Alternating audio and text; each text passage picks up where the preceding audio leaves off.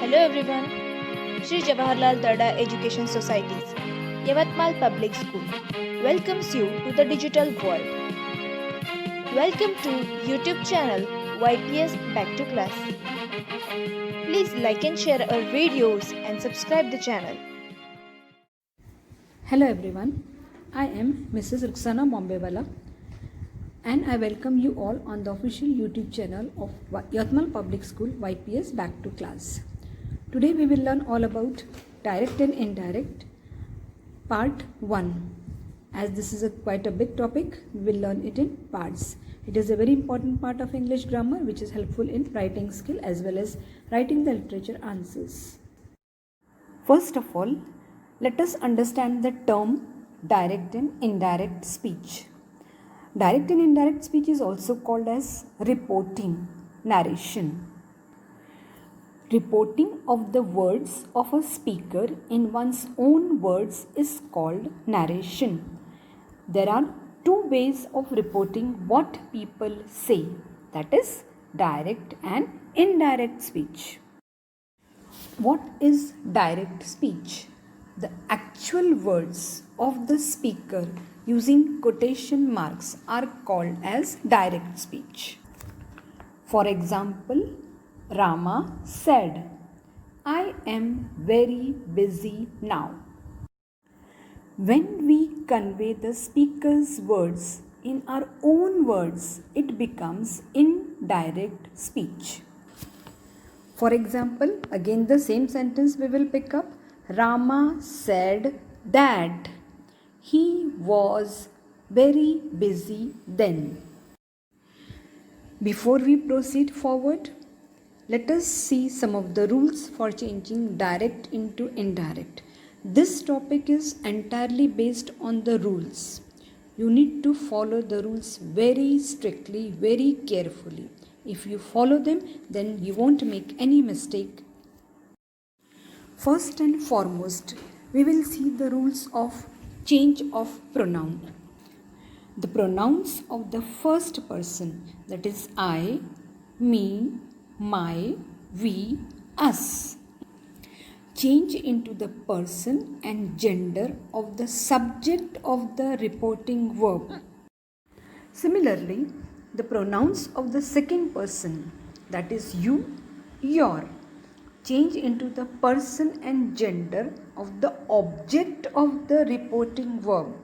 See, for first person we took the subject.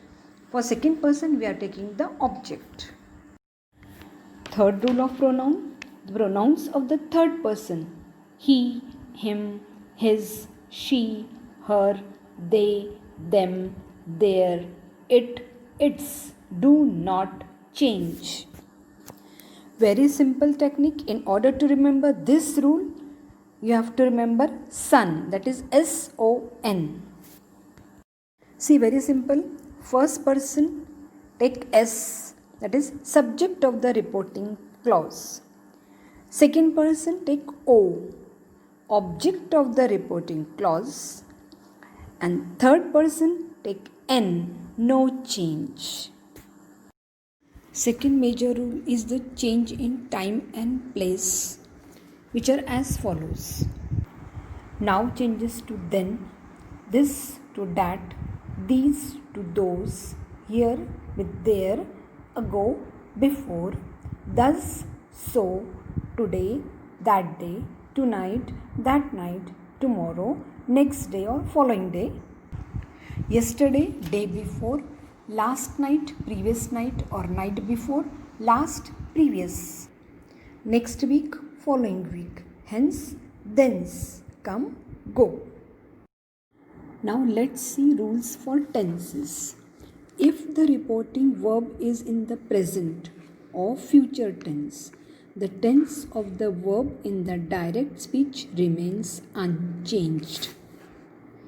Second, if the reporting verb is in the past tense, then the tense of the verb in the direct speech changes as follows. If the sentence is in future tense, that depends on the condition applicable over there. For example, will, shall will change into would, should, can or may will change into could, might. Is, am, are will convert into was, were. If it is was, were, then it will change into had or had been. V1 form of the verb goes in V2 form. Does, do not becomes did not, and did not becomes had not. So you need to keep in mind all these changes while changing from direct speech to indirect speech. In case of command, prohibition, intention, advice, must remains unchanged.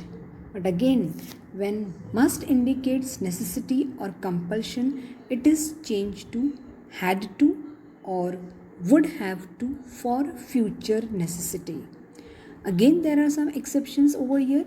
If the reported speech relates to some universal truth or a habitual action or some fact, then the simple present in the reported speech does not change. Thank you, friends.